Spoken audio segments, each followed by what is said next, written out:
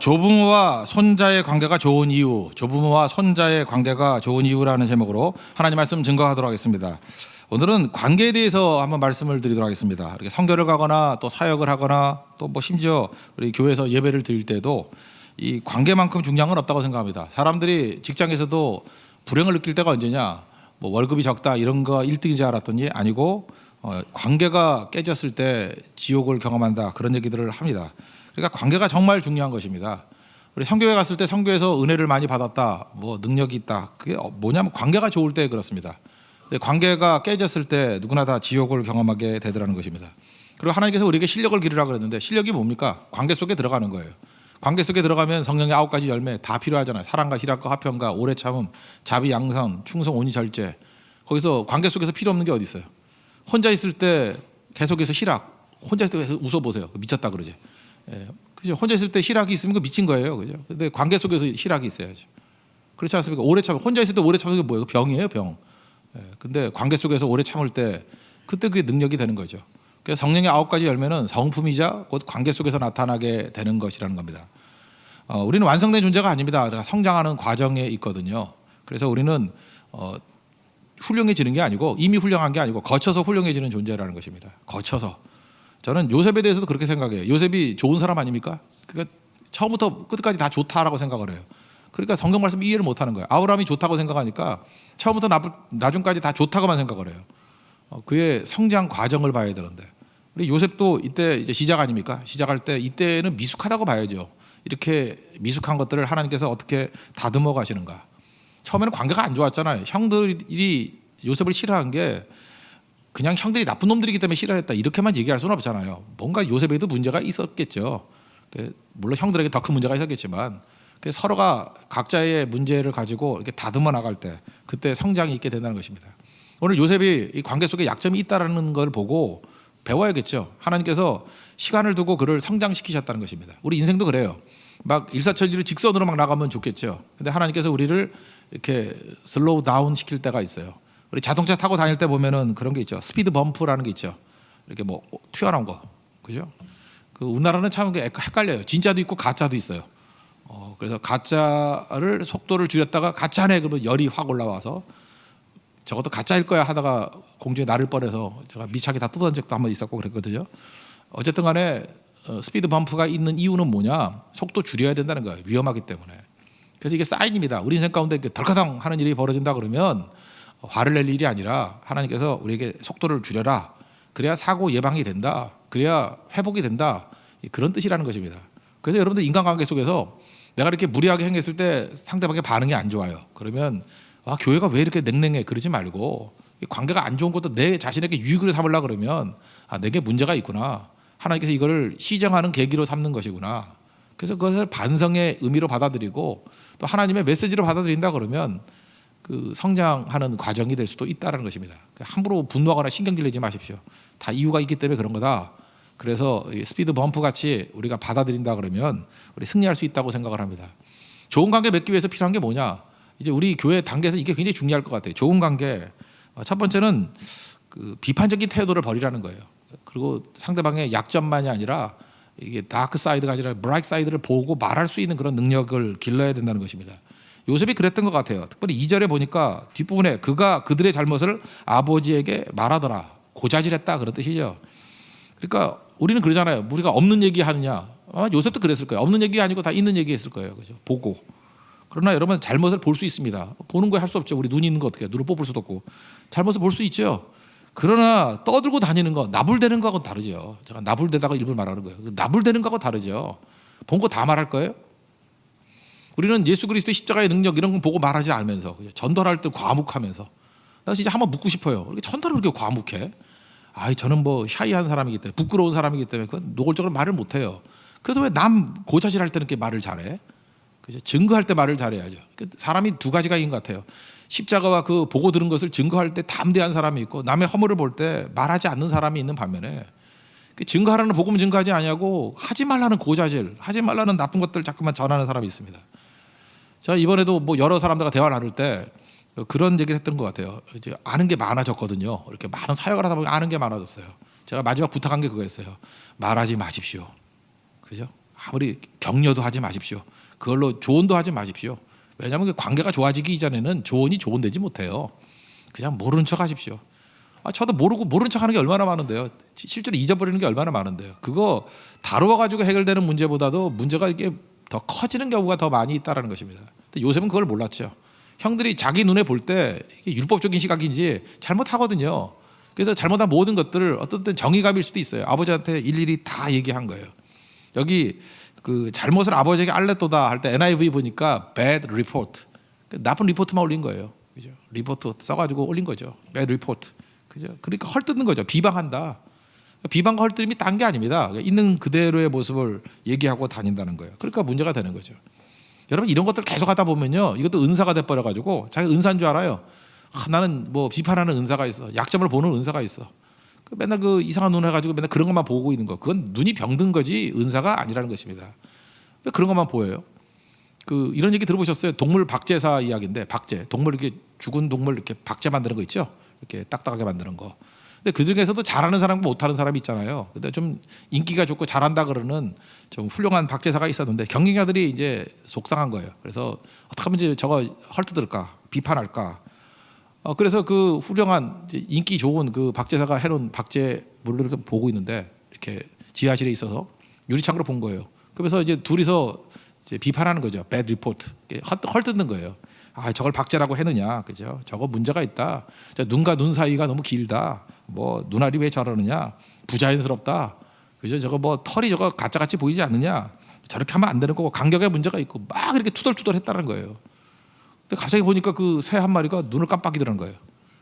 박제가 아니고 진짜 새였어요. 부엉이. 그러니까 박제가 아니라 진짜인데도 그걸 박제로 알고 막 비난한 거죠. 우리 인생이 그래요. 그죠? 그 진짜를 놓고도 막 비난한다고. 진짜를 놓고도 자기가 가짜라는 걸 증명하고 있는 거죠. 그러니까 말하지 않는 게 더 중요하다는 것입니다. 여러분 사랑이 뭔데요? 사랑은 허다한 죄를 덮는 건데요. 베드로전서 4장 8절에 그러잖아요. 무엇보다도 좀 뜨겁게 서로 사랑하래요. 사랑만은 뜨겁게 해야 돼. 뜨겁게 서로 사랑하라. 사랑은 허다한 죄를 덮느니라. 오늘 제목과 같이 문화권이 다 그런 것 같아요. 한국 문화권도 그렇고 미국도 그렇고 뭐 하다 보면 말레이아도 그런 것 같아요. 이 조부모, 할아버지하고 할머니하고 손자, 손녀 때는 다 사이가 좋아요. 저도 개인적으로 보면은 우리 친할머니하고 되게 사이가 좋았거든요. 우리 친할머니가 저를 너무너무 좋아했어요. 지금도 그리워요. 할머니 한번 보고 싶고. 할머니 저한테 나쁜 얘기를 한 적이 없고 저를 세상에서 제일 훌륭한 사람으로 여겼어요. 정말이에요. 그래서 뭐 너는 최고다 그러고, 꿈을 꿔도 이제 본인 꿈은 안 꿔, 제 꿈만 꿔요. 그죠? 저한테 뭐 검은색 옷을 입고 나타난대. 그래서 설명하더라고요. 너 분명히 뭐 법관 아니면 목사 아니면 뭐 된다. 맨날 그랬어요, 어렸을 때부터. 그래서 혹시 장의사 아니에요? 그때 그건 아니래. 뭐 어디서 그런 소리 하냐고 막 그러면서. 그 할머니는 저한테 나쁜 소리 한 번도 안 했고요. 그 친할아버지 일찍 그 순교하셨기 때문에 뭐 뵌 적이 없고, 외할머니, 외할아버지도 항상 좋은 얘기했어요. 외할머니는 항상 더 먹으라고 더 먹으라. 이북분이었기 때문에 맨날 먹는 거. 할아버지는 이게 만두 비짓고 뭐 지짐이라 그랬거든요. 우리는 뭐라 그러죠? 부침개라 그러나 그 뭐라 그러죠? 녹두. 이북 사람들은 녹두 지짐이라 그러는데 그거 하나 더 먹으라 그러고 그거 부어주고 그거 하다 손 대고 뭐. 하여튼 제가 그 사랑이 느껴져요. 그래서 한 번도 어머니나 아버지가 싫은 적은 있었지만 할아버지 할머니가 싫은 적은 없었어요. 그지? 어머니 아버지는 항상 그 핍박하고 때리고 뭐. 내가 그랬어요. 내가 바로왕 아니냐고 내가 그렇게 생각할 정도로. 근데 우리 부모님은 내가 나중에 물어봤어요. 왜 그렇게 핍박을 했냐 그랬더니 처대가 잘 돼야지 다 잘 된다. 그 이상한 미신을 어디서 배워가지고, 그죠? 제가 삐뚤어 나갔으면 어떡할 뻔했어요. 내가 그래도 그냥 맞고 있었으니 다행이지, 그죠? 집 나갔으면 어떡할 뻔했어요. 혹시 스님으로 나타났지 않냐고. 그 모를 일이라고 그거. 근데 하여튼 조부모하고 관계가 좋았다고요. 부모보다. 저만 그런 게 아니에요. 다 그런 것 같아요, 누구나. 근데 왜 그런가? 조부모들은요, 할머니와 할아버지는 비판은 짧게 해요. 할머니 할아버지가 손자 손녀에게 비판하는 거 봤어요. 비판은 짧게, 그리고 사랑은 길게 하기 때문이다. 맞는 얘기죠. 우리가 누구를 바라볼 때 할아버지 시각, 할머니 시각으로 바라보고 말하고 태도를 취한다 그러면 관계가 다 좋아지게 돼 있어요. 왜 그렇죠? 그게 그 정도 거리가 있을 때 제일 사랑하는 거예요. 그게 부모가 되면 자기 욕심이 들어가거든요. 자기가 만들고 싶은 애, 그죠? 자기 욕심, 내가 못했던 거 이렇게 투영하는 거예요. 투사하는 거예요. 이게 프로젝트 하는 거거든요. 쏴버리는 거. 그래서 그게 욕심의 발로가 돼서 애들 망치는 경우가 많잖아요. 사실 요즘에는 뭐 어떤지 모르지만 이렇게 대가족이 돼가지고 3대가 같이 있고 하면은 애들이 건강해지는 거예요. 그죠? 충분히 사랑받고 충분히 인정받고 클 수 있기 때문에. 저는 우리 교회가 좀 그런 관계가 됐으면 좋겠어요. 우리는 진짜 아버지와 진짜 엄마는 아니잖아요. 그러니까 얼마든지 할아버지 시각, 할머니 시각은 가질 수 있잖아요. 그러니까 거리를 두고 그냥 좋은 것만 얘기해 주는 거예요. 저도 이제 그 뭐 손자, 손녀쯤 되는 아이들 나이가 됐잖아요. 이제 그런 사람도 있잖아요. 그러니까 비판하는 마음이 전혀 없어. 손톱만큼도 없어. 손톱만큼도. 그냥 뭐든지 좋은 얘기예요. 누가 와서 쟤는 버르장머리가 없어. 뭐 애가 왜 저래? 뭐 가정교육이 안 됐어. 이런 소리 할 때마다 화가 나요. 뭘 그러냐고. 예쁘기만 한데. 그죠? 뭘 그러냐고. 성교 가서 얼마나 잘하는데. 뭐 초등학교 5학년, 6학년 애들이 뭐 대만 성교 같은 데 참 잘하거든요. 무슨 소리냐고. 그 이유가 뭐냐? 그 비판은 짧게 하고 칭찬은 길게 하기 때문에 그렇다는 거예요. 우리 모든 사람이 그런 시각을 갖는 것들이 너무너무 중요하다고 생각을 합니다. 우리 그 창세기 보면요. 처음에는 이렇게 헐뜯고 비난하고 했던 요셉이 나중에 성숙해졌죠. 50장에 넘어가면 아침에도 말씀드렸지만 형들이 쫄아가지고 아버지 죽고 난 다음에 아버지가 용서하라 그랬다고 하는 거짓말을 해요. 울면서 당신들이 나에게 해를 끼쳤지만 하나님이 선으로 갚으셨다고.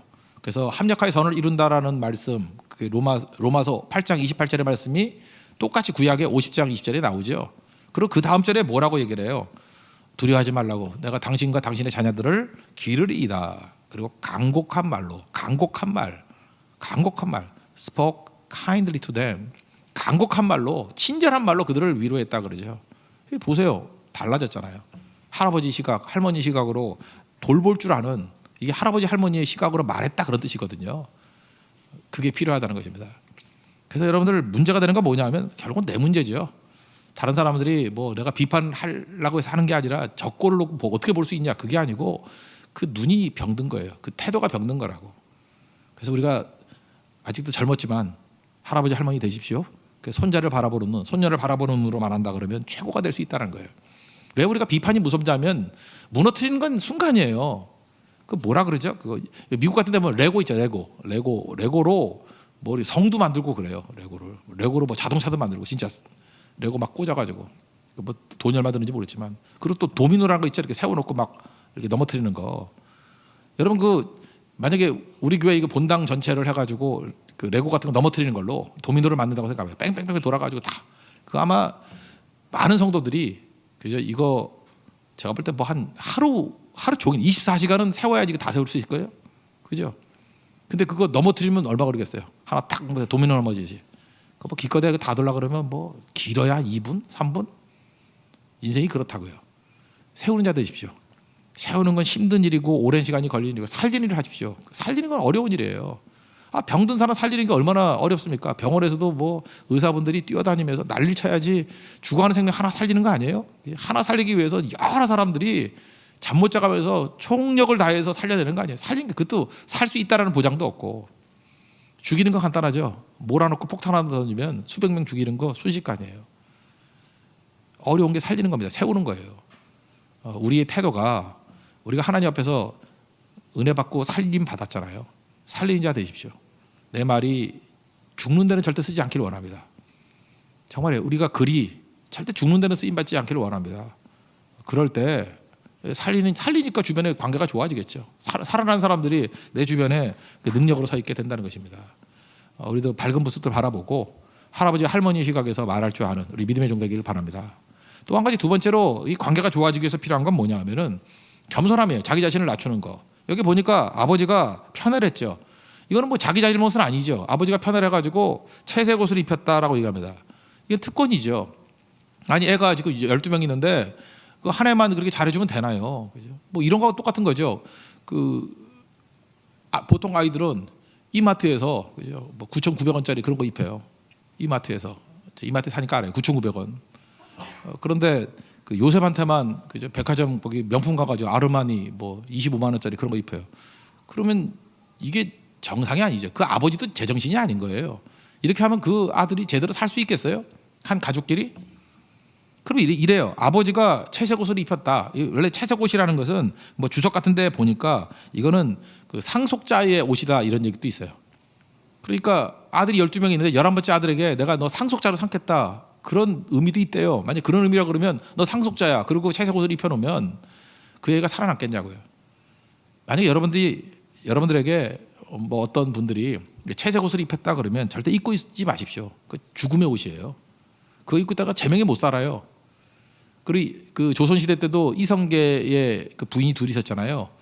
근데 둘째 부인의 그 아들 7번 8번인가요? 그 8번 아들 그 방석이 일본 말로는 자부동.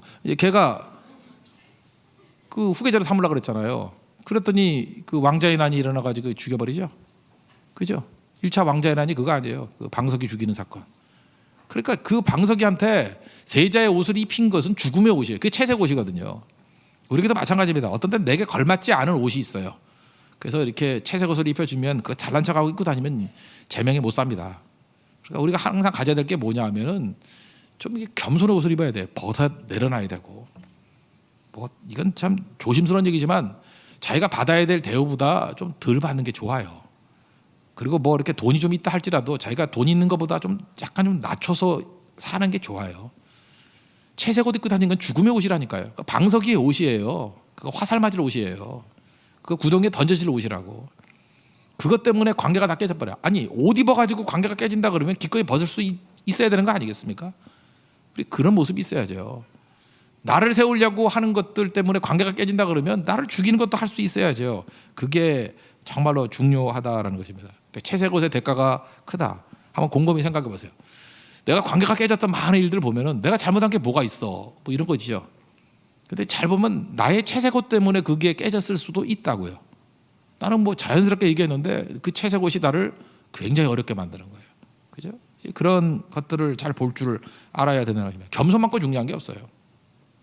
마태복음 25장에 보면은 거기 의인과 악인이 쭉 나오는데 의인은 뭐라 그래요? 예수님이 오셔가지고 야 줄일 때 니네가 먹을 거 줬고 뭐 목마를 때 마실 거 줬고 뭐 나그네 됐을 때 영접했고 뭐 이런 얘기 쭉 나오죠. 헐벗었을 때 옷 입혔고 병들었을 때 돌봐줬고 옥에 갇혔을 때 와서 이렇게 면회해줬다. 그랬더니 의인들의 공통점이 뭐죠? 제가 언제 그랬어요? 그런 적 없다고. 모르는 거죠. 모르는 거. 그때 예수님 말씀하시는 게 뭐예요? 그때 한 소자에게 한 개 내게 한 거라고. 그 진실로 여기 한 형제 중에 지극히 작은 자 소자에게 한 것이 곧 내게 한 것이니라. 모르는 거죠. 악인들의 특징은 뭐예요? 악인들은 예수님이 똑같이 말씀하니까 내가 언제 안 돌봤냐고, 언제 그랬냐고. 그랬더니 한 작은 자에게 하지 않은 게 내게 하지 않은 거다. 이렇게 모르는 거죠. 그러니까 우리가 하나님 앞에서 가져야 될 것들이 뭐냐면 겸손하면 내가 하고도 잊어버리는 거예요. 그냥 모른다고. 자꾸 공치사 하려고 그러지 말고. 좋은 일 하십시오. 헌신적인 일을 하십시오. 그렇지만 내 이름 드러내는 것은 숨겨지는 게 훨씬 더 좋다라는 것입니다. 여러분 선교사 가운데 그 이번에도 선교사님들 많이 만났는데 제 이제 동기 목사님 선교사님도 만나고 그다음에 뭐 하박국 선교사님 또 이영갑 선교사님 이렇게 세 분 그다음에 또 현지시 목사님까지 네 분이 따라다녔어요. 이번 굉장히 풍성한 선교였습니다. 여러 전문가들이 따라다니면서 같이 도와주고 협력하고 정말 진짜 선교의 천국을 맛봤어요. 정말 아름다운 모습이었거든. 정말 힘이 되고. 그래서 되게 좋았는데 선교사 생각을 많이 해봤어요. 선교사 가운데 그 가장 존경받는 선교사가 양대 선교가 있어요. 선교의 아버지라고 하는 분이 있어요. 윌리엄 캐리. 그리고 중국 선교의 아버지 그 허든 테일러. 그 기억이 나요. 이 윌리엄 캐리도 그렇고 허든 테일러도 그렇고 진짜 무지하게 겸손한 사람들이에요. 우리 여러분 이름 다 알잖아요. 몇 백년 전의 사람인데 얼마나 많은 일을 했는데 윌리엄 캐리 같은 사람은요. 뭐 인도에 그렇게 어렵다 그러는데 인도 선교의 뿌리를 내리고 거기에 초석을 닦은 분이에요. 윌리엄 캐리. 어마어마한 분이거든요. 그러다 보니까 나머지 선교사 중에서 이게 삐져가지고 비난하는 선교사가 있다는 거예요. 비난하는 선교가 뭐라 하냐면 윌리엄 캐리가 영국에 있을 때 구두 수송공이었대요. 그래서 구두 수송공이야 저거 별것도 아닌 게 뭐 이런 뜻이죠. 저거 그 구두 무두질 하던 놈이 와가지고 저렇게 훌륭하다는 소리 듣는데 이렇게 비난하려고. 그 얘기를 듣더니 그 윌리엄 캐리가 그랬다잖아요. 무슨 소리냐고. 그 구두 수송할 때 영어 표현 그 휴메이커 이렇게 구두 만드는 사람 아니고 나는 조수였다고. 어시스턴트였다고. 그냥 겸손한 거죠. 무슨 소리예요? 저는 슈메이커 아니었습니다. 저는 구두 만들지도 몰라요. 그냥 주인님이 해놓은 거 있으면 그거 그냥 마무리 짓는 거 정도, 박스에 집어넣는 거 정도 했지 나는 하는 거 조수였습니다. 그래서 비난하는 사람들을 무색하게 만들었대잖아요. 윌리엄 캐리가 죽을 때 주변 사람들이 와가지고 정말 당신이 하나님 앞에 충성을 다한 분입니다. 너무 많은 일을 하셨습니다. 뭐 그러면서 마지막 할 말이 뭡니까? 윌리엄 캐리의 마지막 그 고백이요. 성경의 고백과 똑같아요. 나는 죄인입니다. I am a sinner. 주님 나를 불쌍히 여겨주세요. Lord, mercy me. 최고의 고백이죠. 은혜 받은 자는 이렇게 가는 거예요.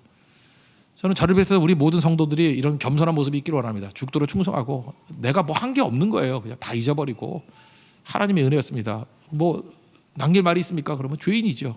주님 내가 죄인이니까 나를 불쌍히 여겨주세요. 주님이 불쌍히 여김을 받아야 용서받아야 우리가 서는 거 아니겠습니까? 우린 용서가 필요한 자거든요. 마그리타 같은 여자같이 나는 용서할 자가 없다. 그런 외로운 인생 살면 안 되겠죠. 우리 용서하시는 분이 계세요. 그리고 우리는 또 용서할 거라고요. 그래서 우리는 감동이 있어요.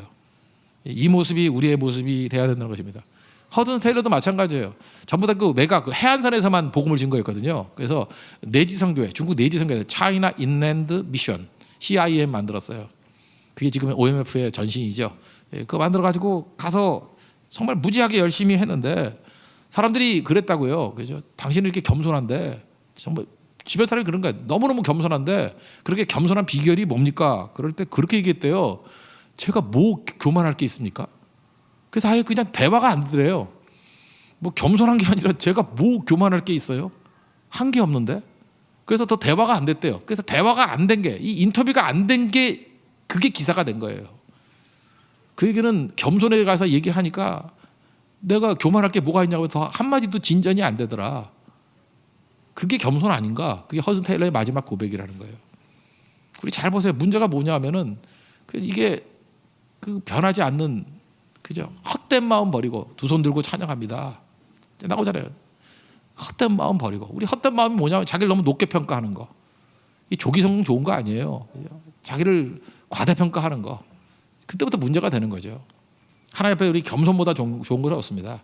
겸손은 뭐냐면 나를 잊어버리는 거예요. 그냥 그게 나를 잊어버리는 게 몰입이라 그랬잖아요. 그죠? 다 잊어버리는 거예요. 오직 세상과 나는 간고 없고 구속한 주만 보이도다. 바로 그 모습이 있는 우리 하나님의 종 되기를 바랍니다. 그리고 관계가 다 회복된다는 거예요. 관계가 안 좋은 사람의 특징 잘 보니까 뭐예요? 교만이 있기 때문에 그래. 교만이 우리를 깨는 거예요. 관계를 다 깨버려요. 그러니까 내가 문제예요. 내가 비판적인 태도가 문제고 교만이 문제고. 그리고 좋은 관계 맺기 위해서 한 가지만 더 말씀드린다 그러면 친절하십시오. 상대에게 친절한 거 이거보다 중요한 건 없는 것 같아요. 친절한 거, 그죠? 잠깐 과장하지 말고.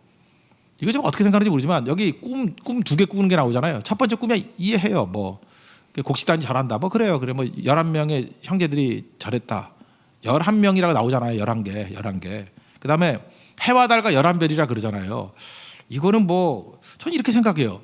해와 달과 11별 그러면 이건 약간 좀 요셉이 꾸며낸 게 아닐까라는 생각도 혹시 해봤어요. 여러분 그 역사를 알다시피 그 엄마 라헬이 언제 죽어요? 그 베냐민 낳다 죽잖아요. 그죠? 그러니까 이 꿈을 꾸었을 때 당신은 11명의 형제가 자기에게 절한다 그랬으니까 베냐민이 있을 때 없을 때예요. 있을 때라고. 그리고 베냐민도 나이 차이가 한 4-5살 차이가 나니까 이때가 한 17세 정도라고 본다 그러면 베냐민도 한 12살이 됐을 때 얘기예요. 이 스토리상. 그런데 제 혼자 생각해요. 하나님이 이런 꿈을 줬을까? 해와 달과 11별이 절하는 거? 해와 달이면 그거 다 해석이 되잖아요. 엄마, 아버지. 여기 나오잖아요. 그 10절인가 보면은 그 꿈을 아버지 형들에게 말하며 아버지가 그를 꾸짖고 이르되 내가 꾼 꿈이 무엇이냐? 나와 내 어머니와 내 형들이 참으로 가서 땅에 엎드려 내게 절하게 되냐? 어머니 돌아가셨는데 라헬은 죽었잖아요. 이건 내가 볼 때 약간은 과장한 것 같기도 해요. 그죠? 자기가 꾸며내서. 사람이 그래요. 한번 이렇게 뭐 은혜 받고 하나님께 날 사용하신다 이러면 기고만장해가지고 잠깐 살을 붙이는 거야. 완전 거짓말도 아닌데 꿈을 꾸긴 꿨는데 괜히 그냥 11별 그러니까 박자 맞추려고 해와 달과 11별. 그래 박자 맞잖아. 11별 그럼 뭐가 좀 아쉽잖아. 해와 달과 11별. 사실 우리 지금 천문학 지식이 있으니까 알죠. 해와 달보다 더 큰 개념이 별일 개념인데. 그죠? 근데 그때는 눈에 보이는 거니까 해와 달과 11별. 그러니까 그런 식으로 과장할 수 있는 거죠. 이건 병이에요. 고침받아야 돼요. 혹시라도 우리가 얘기할 때 이렇게 약간씩 과장하는 것들이 있잖아요. 자기 자신에 대해서는. 이런 거 버릴 줄 알아야 된다는 것입니다. 마더 테레사 아시죠? 그 이티같이 생기신 분. 제가 이제까지 본 여자 중에서 유명한 여자 중에서 제일 못생긴 여자분이 마더 테레사예요. 근데 많이들 존경하잖아요. 이분도 굉장히 겸손하고 그런 게 있었던 것 같아요. 그래서 주변에 있던 분들이 그 유고슬라비아 출신 아니에요, 그죠? 근데 이분이 왜 이렇게 하나님께 잘 쓰임 받았느냐? 우리 참 그게 궁금해야 돼요. 어떤 사람을 보낼 때 하나님 저 사람 왜 사용하시나? 그 뭐 하나님이 은혜로 사용하신다 그러면 할 말은 없지만 그 은혜가 어디에 임하나 그런 걸 봐야 될 거 아니에요. 여러분 분명히 그렇습니다. 하나님이 막 이렇게 선교에도 사용하시고 막 물질로도 사용하시고 뭐 관계 속에도 사용하시고 분명히 하나님이 이게 크게 사용하는 게 있어요. 잠깐 아니라고 우기지 마요. 있어요. 왜 없어? 똑같은 돈이 있는데 똑같은 부자인데 쓰임 받는 부자가 있고요. 그냥 거지 같은 부자가 있어요. 쓰지도 못하는 부자가 있고 똑같이 똑똑한데 쓰임 받는 지성이 있고 쓰임 받지 못하는 거지 같은 지성도 있어요. 경험 못해요 그거? 그런데 하여튼 마더 테레사한테 쓰임 받잖아요. 쓰임 받은 이유가 뭐냐 이렇게 물었을 때 주변 사람들이 그 설명이 더 재밌는 것 같아요. 내가 이제까지 마더 테레사를 접해 보니까 테레사의 특징이 뭐냐 하면은 이게 초연한 건데 이렇게 표현을 했어요. 자기 자신이 아무것도 아닌 것이 되는 거에 대해서 자유롭다. 뭐 한국말 표현하기가 되게 기네요. Free to be nothing. To be nothing. 그러니까 아무것도 아닌 것이 되는 것에 대해서 프리하대요. Free to be nothing. 대단한 표현 아니에요, 그죠? 우리는 아무것도 안 된다 그러면 못 견디잖아요. 나를 뭘로 보고 그래? 나를 무시하는 거야. 나 안 죽었어. 그러면서 길길이 뛰면서 그죠? 막 그러잖아요. 그 선거에서도 그 솔로 안 시켜주면 일부러 틀려가지고 막 소리 삐져나고 막 그러잖아, 그죠? 나 살았다고. 그 미친 닭같이 막 그런 사람도 있잖아요, 그죠? 창심에서 안 시킨다 그러면 혼자 막 이상한 옷도 입고 빨간 옷도 입고 민지카트 입고 와가지고 막 눈에 띄게 만들고 나 안 죽었어 뭐 이러는 거. 다 자기를 주목해주기를 원하는 거잖아요. 근데 마더 테레사는 물론 그 얼굴에 해봐야 안 됐겠지만 하여튼간에 어쨌든 그래요. 주변 사람들이 느끼기를 free to be nothing 이게 능력이었다는 거예요. 그랬더니 하나님께서 그를 to be everything 되게 만들었다는 거예요. 가장 존귀한 존재로 만들었다는 거예요. 우리도 진리를 알지니 진리가 너희를 자유케 한다 그랬잖아요. 이 자유를 누렸으면 좋겠어요. free to be nothing. 아무것도 아닌 것이 되는 것에 대해서 자유로움. 그렇게 쓰임 받죠.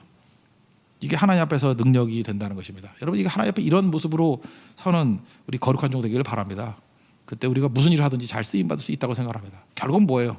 세상에서 제일 큰 원수는 자아입니다. 자아. 이 자아 속에서 헛된 생각 품는 거예요. 헛된 것이 나오는 거예요. 그래서 우리가 무너지는 거거든요. 우리 말씀이 중요하다. 무슨 뜻이라 했어요? 하나님이 나의 주인 되신다. 우리 종이잖아요. 종은 하나님의 뜻을 알고 그리고 순종하는 거예요. 내가 살아있으면 살아있을수록 안 돼요. 아무것도. 그냥 주님 우린 종입니다. 무익한 종입니다. 주님 말씀하시면 따르겠습니다. 주님 뜻이 무엇입니까? 뜻만 알면 따르겠습니다. 이번 말레이시아 선교 가서도 별 생각 없었어요. 그냥 하나님의 뜻이 무엇입니까? 그거 물었고요. 그냥 뜻이라 그러면 그냥 감동 생기는 대로 가서 순종했어요. 그랬더니 하나님이 일하시고 하나님이 길 열어주시고 하나님이 다 승리를 주시더라는 거예요. 우리한테도 그 모습으로 관계가 회복이 되고 다 살릴 수 있는 우리 믿음의 종 되기를 축원합니다. 모두 자리에 일어나겠습니다. 두 손 들고 찬양합니다. 찬양하겠습니다.